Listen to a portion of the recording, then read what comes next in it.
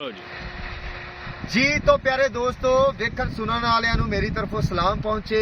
इस मौसम बहार दी सलाम तुहानूं पहुंचे ताकि कल परसों 2 दिन तो असीं जाणदे हो बड़ी बारिश होई है ते कणकां जिहड़ियां ने ना कई इंज भलसेटे मार मुर गईयां ने, लेकिन यकीनन ਇਹ ਜਿਹੜੀ ਬਾਰਿਸ਼ ਇਹ ਜ਼ਿਮੀਂਦਾਰਾਂ ਵਾਸਤੇ ਇਹਨਾਂ ਕਣਕਾਂ ਵਾਸਤੇ ਪੱਠਿਆਂ ਵਾਸਤੇ ਸੋਨੇ ਦੀ ਮਾਨਦ ਹੈ ਤਾਂ ਕਿ ਸਹੀ ਤਰੀਕੇ ਨਾਲ ਜੀਰੋ ਦਾ ਮੌਸਮ ਬਹਾਰ ਸ਼ੁਰੂ ਹੋਇਆ, ਬਾਰਿਸ਼ ਨਹੀਂ ਸੀ ਹੋ ਰਹੀ ਤੇ ਉਸ ਮਾਲਕ ਨੇ ਖੁਦਾ ਨੇ ਕਰਮ ਕੀਤਾ ਤੇ ਬਾਰਿਸ਼ ਹੋਈ ਹੈ।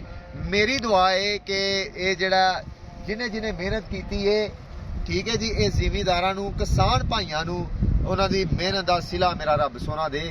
ਯਕੀਨਨ ਇਹ ਰੱਬ ਦੇ ਨਾਲ ਹੀ ਭੰਜਾਲੀ ਹੁੰਦੀ ਏ। ਜੇ ਕੋਈ ਬੰਦਾ ਆਖੇ ਨਾ ਕਿ ਮੈਂ ਭਾਈ ਮਤਲਬ ਕਿ ਕਾਸ਼ਤਕਾਰੀ ਕਰਕੇ ਤੇ ਇੰਜ ਕਰ ਲਾਂਗਾ ਜਾਂ ਉਹ ਕਰ ਲਾਂਗਾ ਜਾਂ ਫਲਾਣੀ ਦਵਾਈ ਇਸਤੇਮਾਲ ਕਰਕੇ ਤੇ ਮੇਰੀ ਫਸਲ ਜ਼ਿਆਦਾ ਹੋ ਜਾਏਗੀ, ਤੇ ਯਕੀਨਨ ਕੁਛ ਨਹੀਂ ਹੋ ਸਕਦਾ ਜਿੰਨੀ ਦੇਰ ਮੇਰਾ ਤੇ ਤੁਹਾਡਾ ਰੱਬ ਉੱਤੋਂ ਮਿਹਰ ਨਾ ਕਰੇ।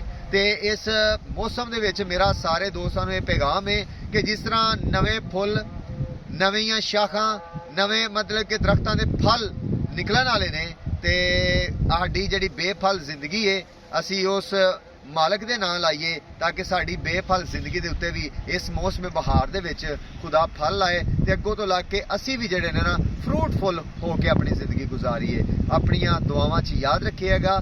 ਤੁਹਾਨੂੰ ਪਤਾ ਮੈਂ ਤੁਹਾਡੀਆਂ ਦੁਆਵਾਂ ਦਾ ਮੁੰਤਜ਼ਰ।